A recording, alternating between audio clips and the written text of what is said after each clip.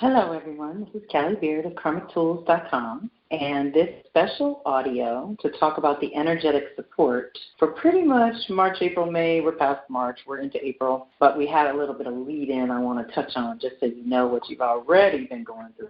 Part of the prompting to do this is also the energetic support surrounding our Olokun rising ritual that we've been doing for the last 3 days. I've been really in the thick of some amazing priestesses doing ritual and ceremony, and as I expected, I've been nowhere near my computer. So today we finally got a breather, and because we were caught up in the ritual ceremony energies, there wasn't a lot of time to talk about these kind of intellectual ideas and concepts. We want to talk about the energetic support today surrounding this kind of opening and initiation that we've got going on that everyone can be a part of. And it turns out that what we've already done has been pretty powerful and sparked a lot of response around the globe, okay? So what we tried to do was simulcast. We tried to do some of the ceremony ritual stuff, and YeYe tried to zoom it in so that people could participate or watch or listen in any way that they could from wherever they were. That was a little challenging, but it also gave all those people other ideas, and like I said, it sparked, and now they're planning their own rituals. They're doing things to combat pollution, doing education and awareness. I mean, we all took our vows yesterday of what we were going to do. It's such a beautiful, diverse, brilliant group of women priestesses that I've been hanging with, and everyone comes from different parts of the world. Everyone has a different relationship with water, although we all cherish it and understand that water is life, and that absolutely every living creature requires water. We cannot live without it. And so our big activation that is supporting us is tomorrow, April 12th, in Pisces. Now, Jupiter's there every 12 years, so that's not a huge deal. It's pretty big, but not as big as 155, which is every time Neptune is there. And for them to line up together is all kinds of other math, right? But they're together. Haven't done it in 166 years, technically. It is, let's say, drawing our attention to the situation with the waters of the world. Okay, we know that there's industry and corporations abusing, trying to own it, trying to sell it. This is an element. It cannot be owned. It is so wrong to try to contain and control nature like that. And so we mess up with dams, blocking water that needs to flow, and then not building dams and letting water flow all over the place that needs to be contained, let's say. And then I'd love for you to also keep in the back of your mind throughout the discussion is just all your water metaphors.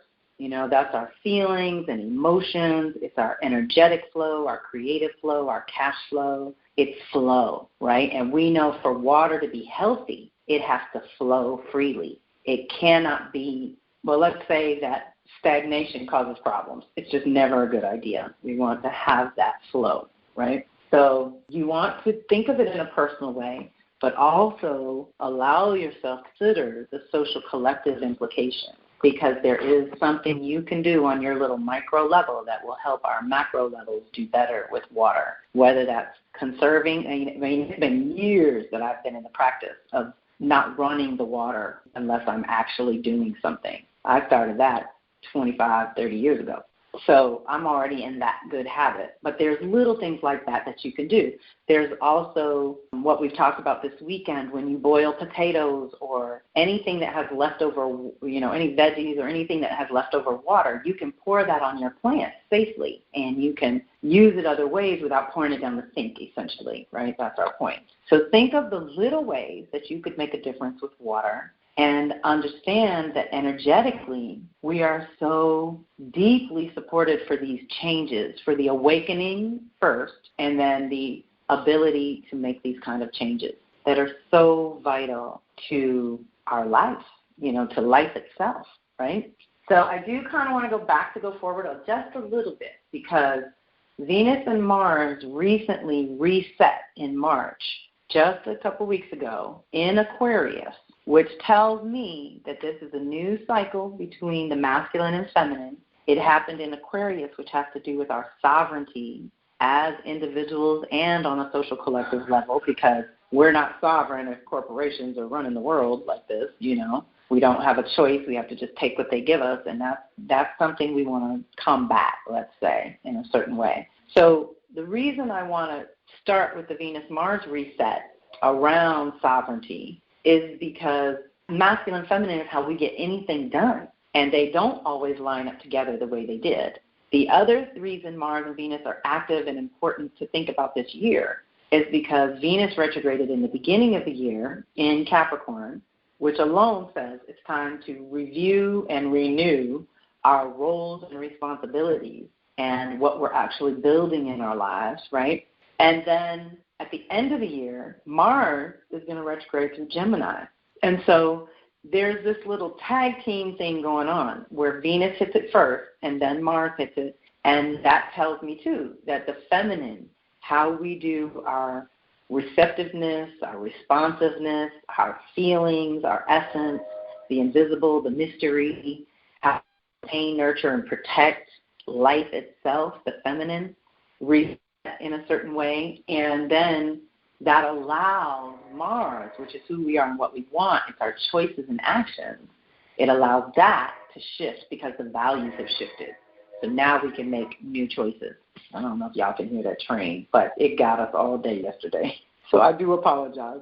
But this is a big reset that we've all just gone through that we're basically still basking in the glow of, essentially. And to keep in mind, the other big deal about Venus and Mars being in Aquarius, what it did is it got challenged by Uranus and Taurus to grow out of comfort zone into new territory in our consciousness. We have to wake up. This is a challenge to grow and change, to make new choices. And Uranus and Taurus is speaking of the earth itself, you know, how we work with life itself.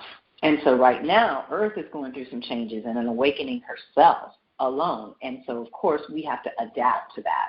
She doesn't adapt to us. We adapt to her, okay? Now, the beauty of changing something in your physicality, changing something in your mentality, changing something in your spirituality, as we allow those changes that will, if we can be more responsible in our day-to-day with our food, sex, and money, the basics that humans need to function, and we have the recalibration of the masculine feminine, it also they both went forward to link up with Saturn in Aquarius. Now, Saturn's only there every 30 years. So this also tells me that we got a reset of the masculine feminine that told us we had to change something important that would allow us to go initiate with Saturn a whole new reality.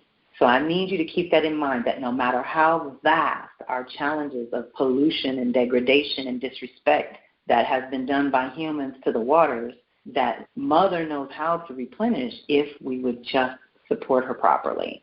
So this is all going into that foundation of a new cycle that's initiating right now. Now, here's something else that showed up in Aquarius was Vesta, which is what is sacred to us as individuals. Now, what's deep is from March 10th all the way to November 20th, okay? What is that? April, May, June, July, August, September, October, November. That is 8 months.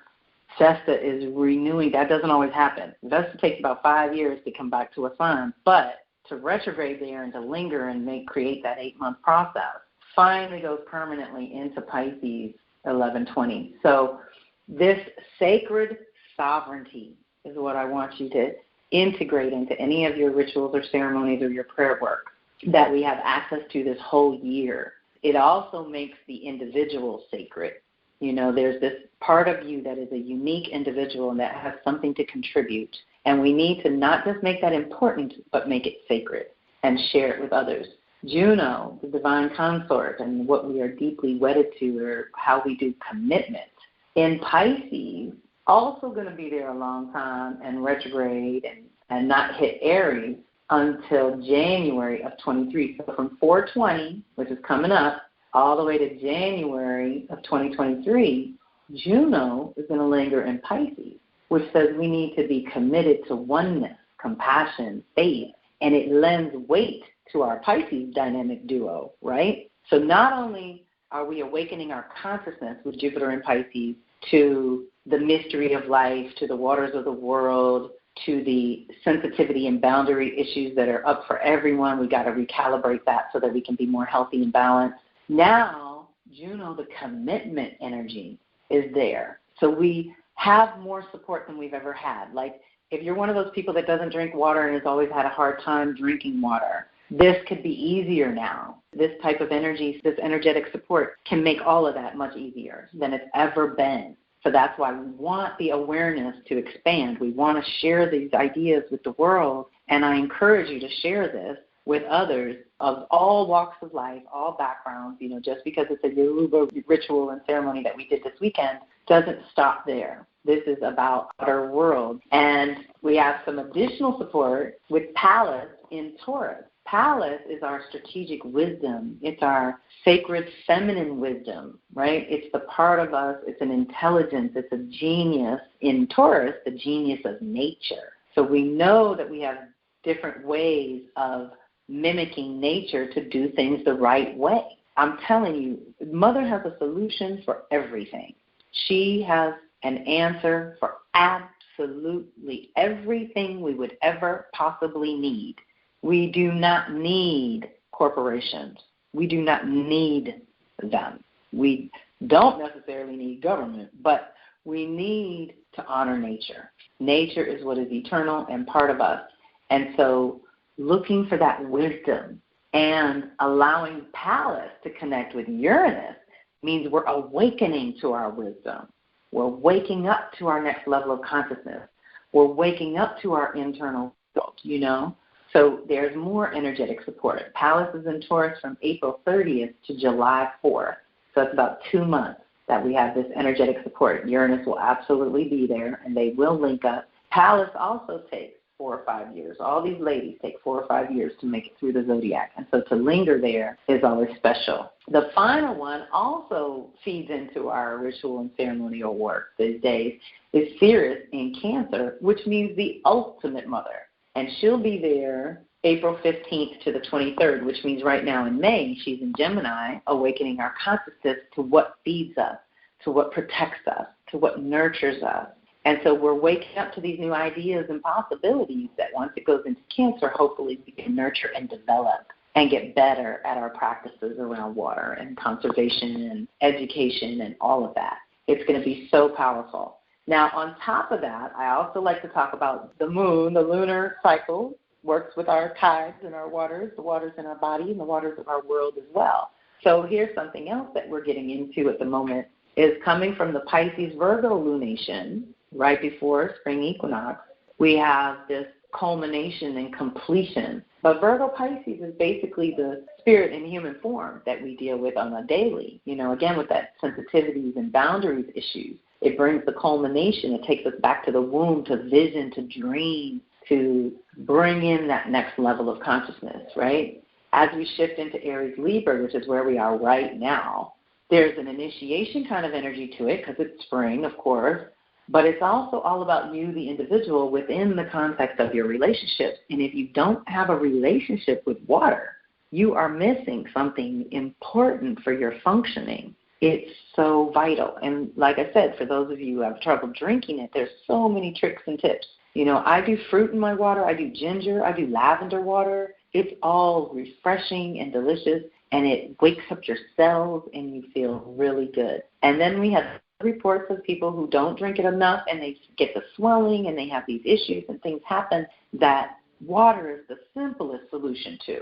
So Aries Libra begins this new year for us. Like spring equinox, it's the launch of the new year, and we reset who we are and what we want, and that changes our dynamics with our relationships, collaborations, and partnerships, right? So we have that reset. Now, mind you, if we do the culmination and we do the womb process and we dreamed up our new year, and then we went into Aries Libra right now where we're starting to initiate it and get things going and get things moving. Next month, we'll have the Taurus-Scorpio eclipses. That's a very big deal. So what I want to say before we get to the eclipse work, because everything, you'll hear Kelly say a lot, everything's a response to the last thing and preparation for the next. So in this case, like I said, Venus and Mars linked up in Aquarius. They went forward to link up in Pisces again and connect with Neptune April 27th and Jupiter April 30th.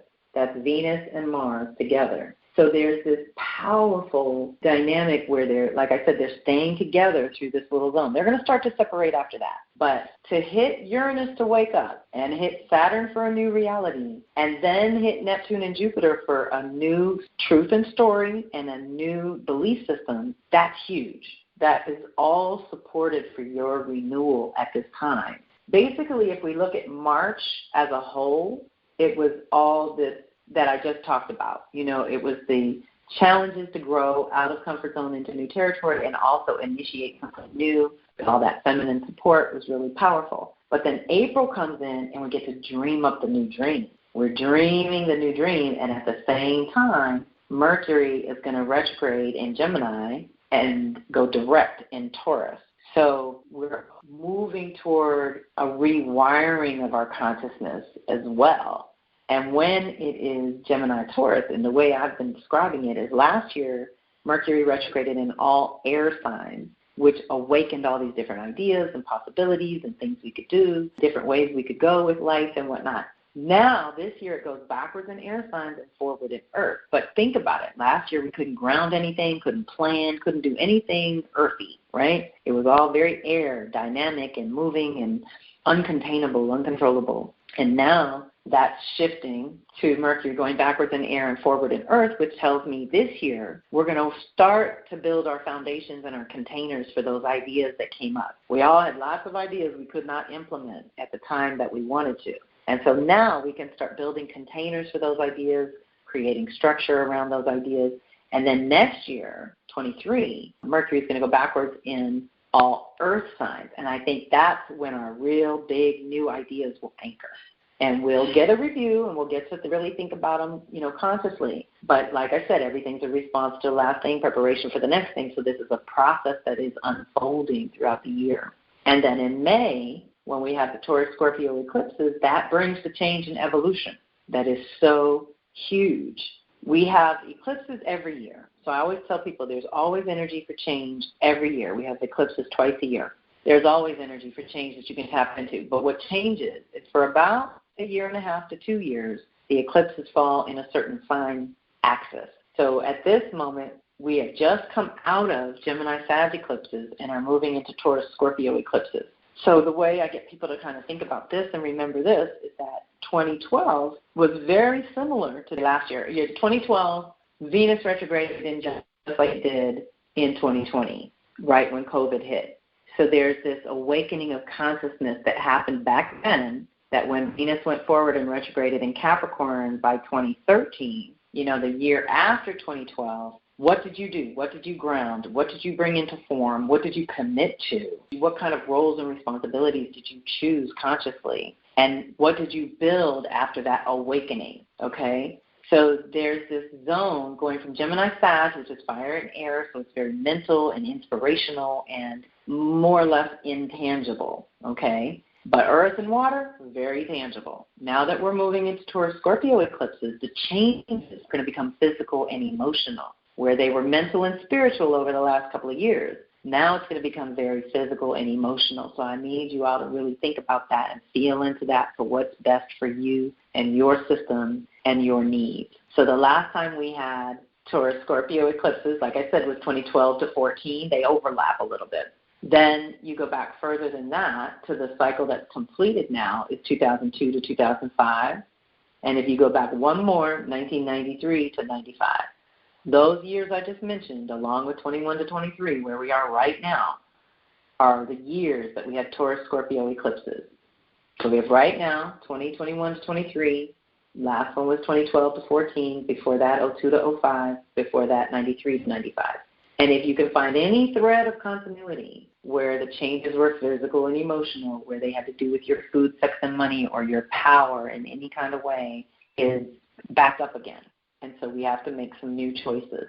And I will go into this just because it matters. If you have Taurus-Scorpio energy activated, this is going to affect you. And if you have Leo-Aquarius energy, it's going to be really personal. And so I would be remiss if I didn't remind you here that the fixed sun represent different aspects of our self-love and self-worth. And just imagine that if we loved ourselves more, we probably would do better with Mother Earth, truly. So let's work on that this year and next and see what we can get anchored during this time, because then it's going to be another 10 years before we have another set of Taurus Scorpio eclipses, right?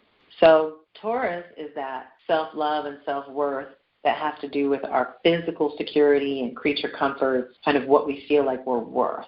So sometimes I use the example of how I grew up in basement apartments and kind of not really good places that suited my nature by any stretch.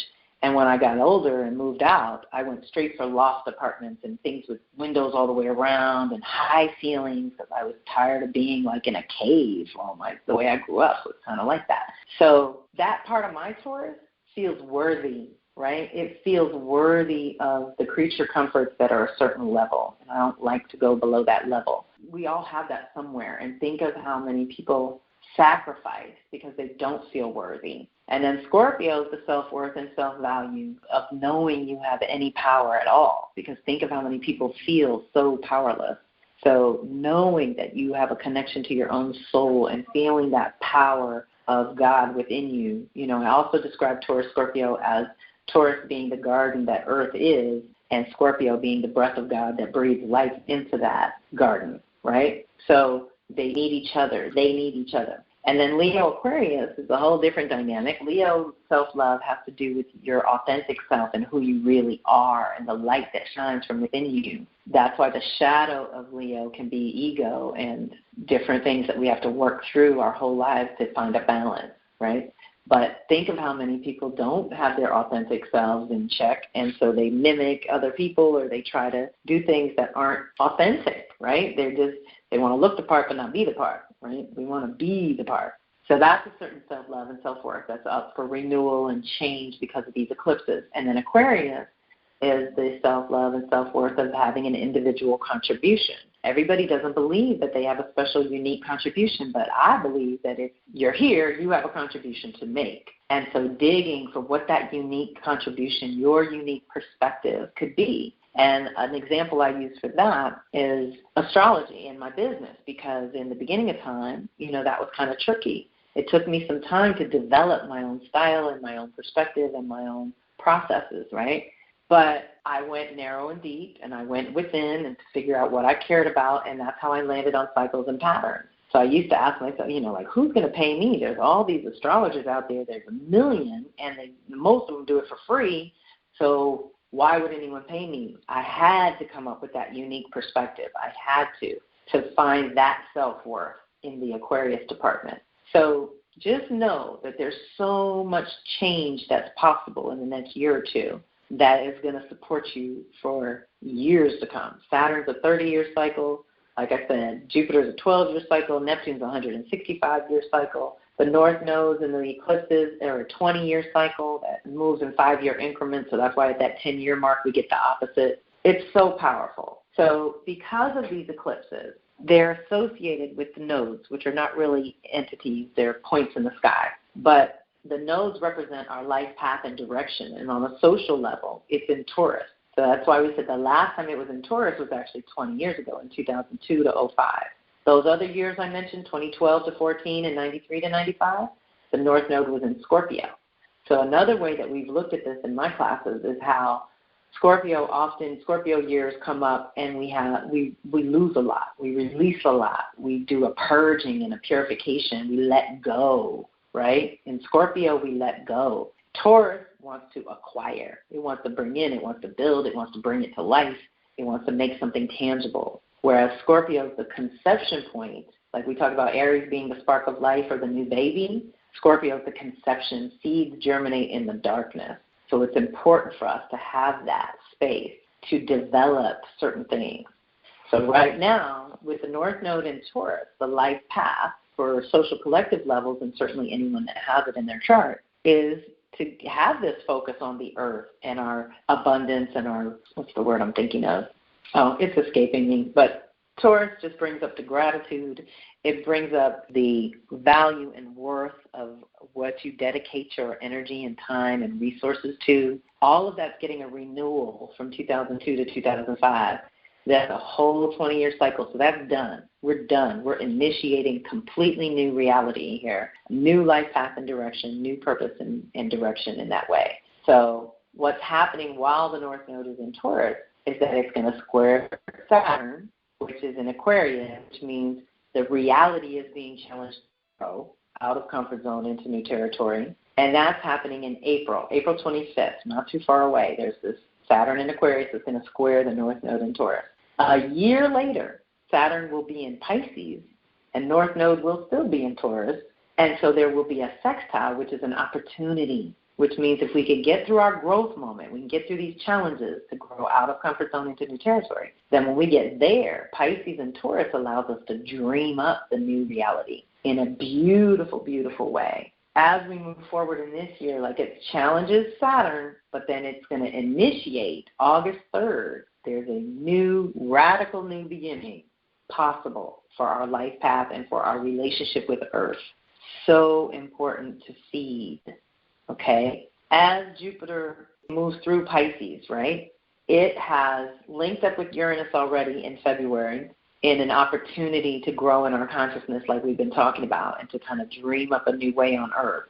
April 12th is the one we've been talking about. It initiates with Neptune, and then that gives us a new dream, a new vision, a new possibility, all of that, new spirituality, new concept of spirit. And then it's going to link up with Pluto in a sextile, which is another opportunity for ease and grace around our transformation, May 3rd. So see how the rest of April, we can stay in this zone. Even though we did the ritual and ceremony this weekend, April 8th to the 11th, and the activation is April 12th, trust me, these big boys have an orb of influence that's way bigger than our personal planet, okay? So this April, May is so juicy for resetting our vision for our lives, for the earth, for the waters, all of that. And then come June, Venus is going to link up with the North Node in Taurus, June 16th, and that's an initiation of all the new values and priorities that you've been awakened to at that point.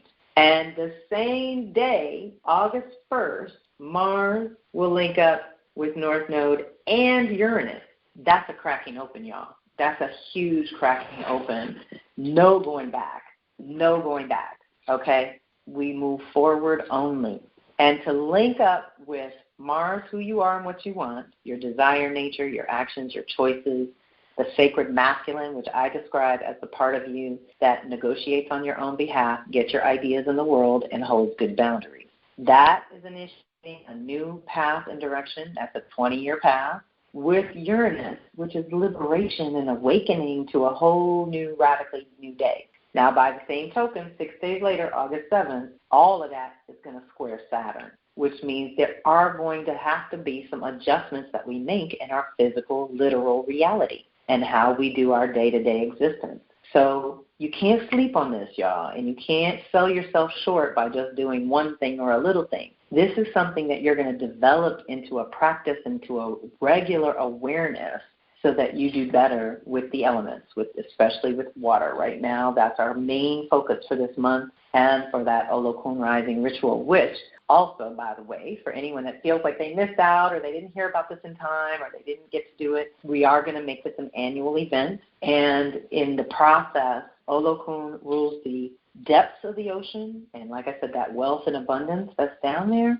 YeYe rules the top part of the ocean and the waves, and together they're part of our family, right?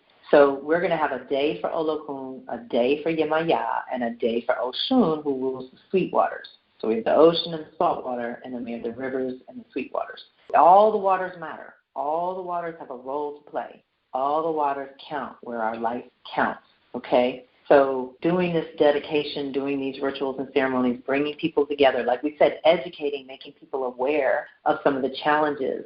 I will have a huge list of videos in the notes. I'm going to post this on YouTube. I'll probably post it on my podcast link since it is an audio. And I'll give you all the extra goodies that were given to me to help with the education and exposure to what's really going on, okay? And the call is to figure out what you care about the most that you would be willing to dedicate your energy and time to support the waters of the world. You know, what would that be? So when we were in the room and we were going through all the issues around water, fracking seems to set off the bells inside me the most.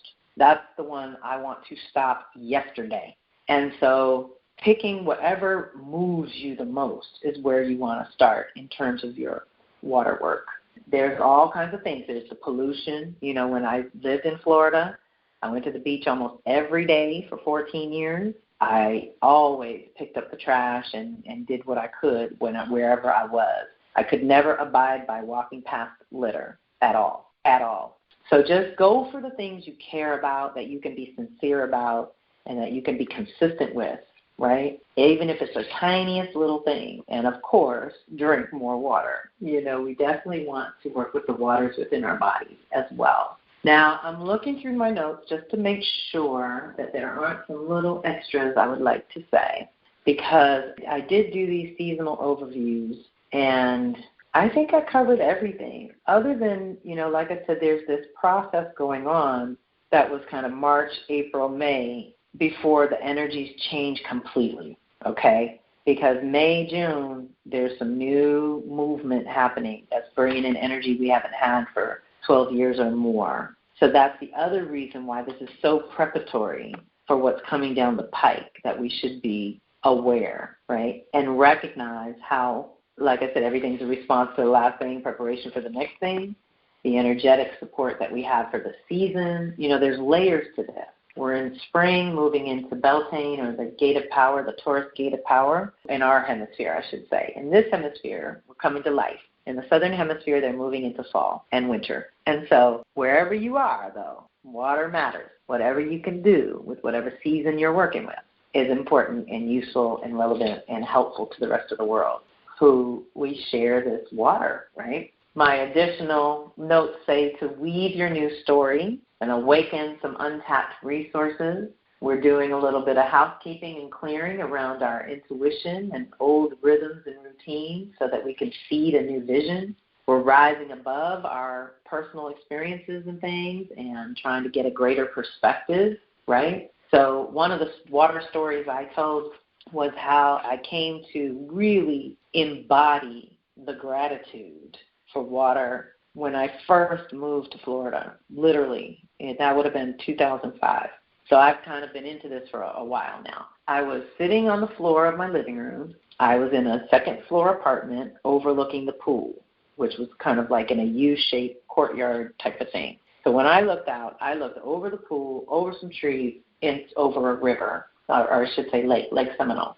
So it's a beautiful, and it was the eastern view, so I could get the sunrise. And one night I stayed up all night making books. Most of you know I make my work for the business class and journals and things like that. I hand make them spiral bound and all that. So I'm spread out with my papers and my covers and my spiral binds, and I'm binding books all night long. And it's wonderful. I have fun when I do that stuff. That's creative fun for me.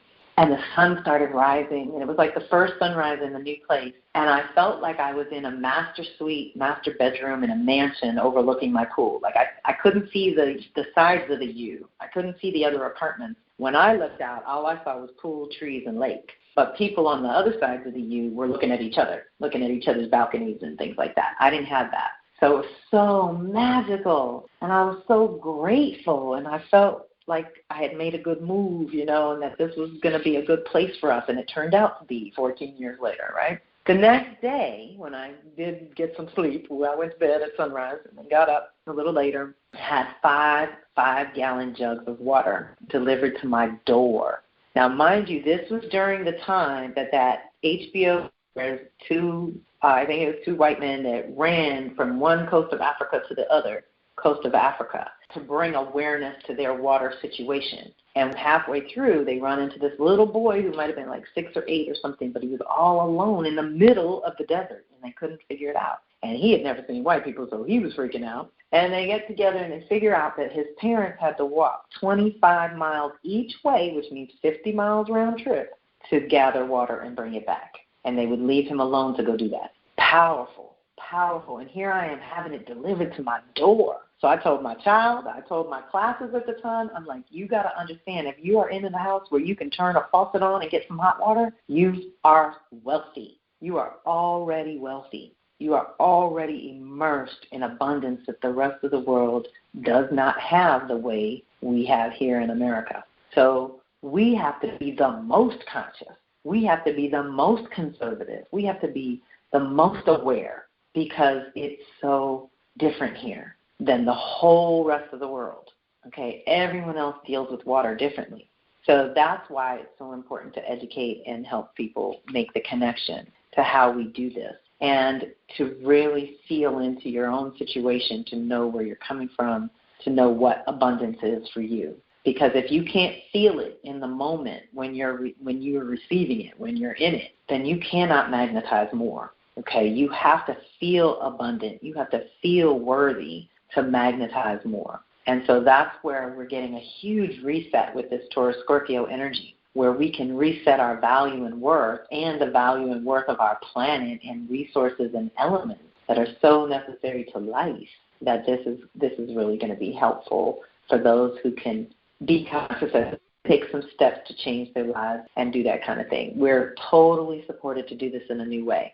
Now, ritual and ceremony, like what we did all weekend, which really every day was a different ritual and part of the ritual and ceremony. I think that the reason humans resonate so much with ritual is because it makes us feel like we're co-creating. It makes us feel like we're participating in our destiny and in what's happening or what's unfolding in the moment. And humans like to participate, right? They don't like to be left on the sidelines. So ritual becomes an enactment of your faith and what you believe. That's, again, what's evolving and changing at this time. So anything you can do, even if it's as simple as a candle and a glass of water to do your prayers, that's fine. That's enough. If you can do more, do more.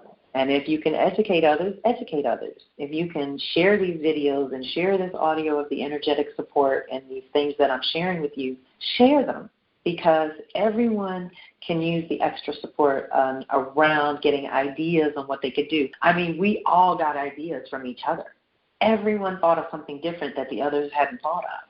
And so it was so brilliant and wonderful. And that's another reason to come together in ceremony, because it raises the vibration in such a way that expands your reach. So all the prayers we did this weekend totally reverberated around the world, okay? YeYe and I both have extreme international circles. We have people all over the globe that have special rituals and things that they like to do with and for the water. Now, this was our first Olokun rising, but not the last, okay? So we did make a lot of mistakes and misjudgments and time and all that, got a little screwy, but it's all divine because this is how we get started in anything. You know, just get started. Don't worry about it being perfect. Don't worry about the exact timing. You know, just get started. Just try something new and different in terms of your awareness and your commitment to water. And use the energy of the moon to support yourself and the sun as they move through water signs. So you know that the sun moves through the signs in a year. The moon moves through all the signs in a month. So you could do it monthly or annually and still be tied into some water energies that would support whatever ritual ceremonial work you want to do.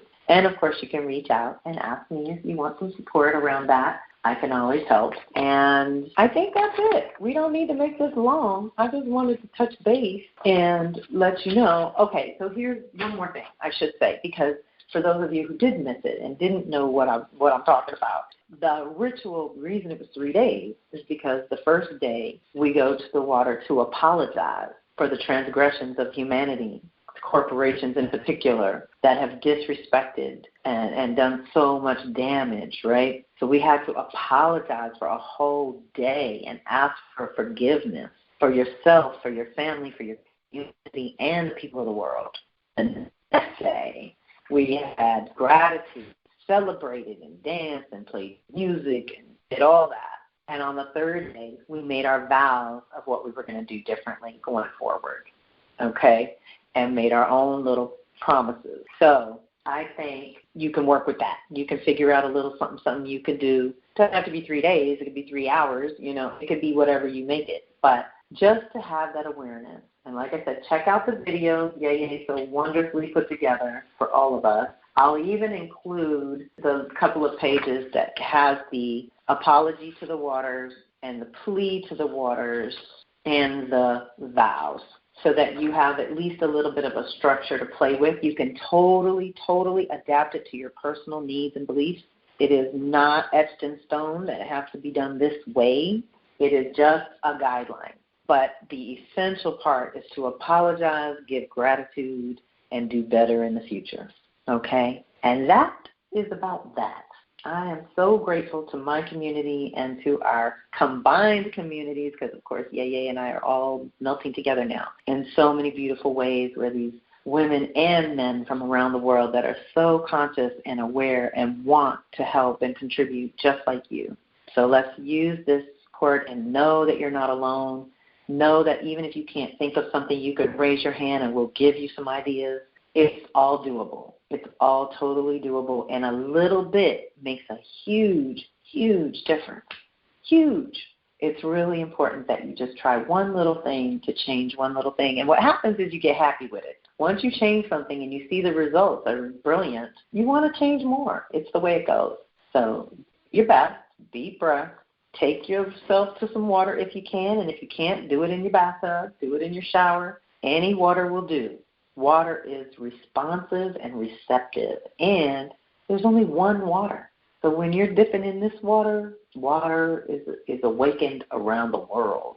When you do your meditations with water or water gazing, which I've been practicing for the last year, is really powerful. And a lot of times you don't know what the messages really mean at first, but if you take notes and you track, it is revealed to you down the road what that was all about and why it was valuable for you to remember. So you know I'm a tracker. I'm always going to tell you to take notes and to pay attention to the energies and cycles because they do circle back. So if you want to remember, we can't go back 165 years, but we can go back 12 to the last time Jupiter was in Pisces, which was 2010. So if you can remember anything about 2010, 11 in terms of your consciousness, awakening, becoming more aware of your own sensitivities and your own needs, that vibration is back again. And what I tell everyone is the cycles repeat, but the energy around them changes, the planets in the sky change, and you change. So even though the cycles repeat over and over and over, we get a chance every time to respond in new and different ways. And so deep breath. And if you feel like 12 years is too big, think about 1 year at a time, and then Jupiter is a 12-year cycle that moves in 3-year increments. So basically we learn something new from Jupiter every year, but you stack 3 years together and your consciousness grows and changes. Something changes. There's a pivot point in what you believe because now you've put some things together a little bit differently. So that's why we love to work with Jupiter, the benefactor, but we know that it expands everything it touches. So we want this to expand the awareness of the value of water and to do whatever you can in terms of change and evolution for the better, for planet Earth, for humanity, and all the animals and plants that require water to live. Deep breath. It is doable, I promise. And when you get together in groups like this, it's even easier. Everything was provided. Everything worked out. Everything. You know, it takes a village. We got to have our teams and our circles in place. So circle up if you're not circling up already, or join a circle if you don't feel like you're a leader like that. That's okay. There's circles all around, mine included, YeYe's. There's people getting together and waking each other up all over the globe. And we can do it too. So thank you so much for listening and paying attention and caring about the waters of the world. Deep praises to Olokun. We give praises to YeYe and Oshun for the waters of the world and for their loving presence and guidance. And we commit to paying more attention, right? That's the plan. So deep breath, and I will talk to you soon. Check out those links. Have some fun with it. Create your own rituals. Do it with yourself or others. No matter how you do it, it'll be well received by the universe as good energy and positive change, which is what we're going for here. All right, everyone. This is Kelly Beard of Karmic Tools signing off. Peace and love.